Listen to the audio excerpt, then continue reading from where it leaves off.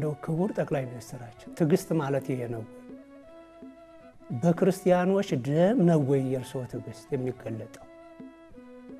የባለስልጣናቱ ትዕግስት ይሄ ነው ወይ? የሚሊታሪዎች ትዕግስት እንዲህ ነው ወይ? እኔ ትዕግስትን በዚህ አልገልጸውም። ቸልተኝነት፣ ግዴለሽነት ነው እንጂ ይሄ ትዕግስት ማለት አልችልም። በፍጹም ሊታረም ይገባል ይህ አባባላችሁ። እባካችሁ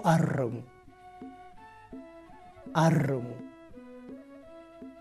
እናንተ ካላልታረማችሁ ራሳችሁ ካላረማችሁ ግድ የለም፣ አራሚው ከሰማይ ይመጣል።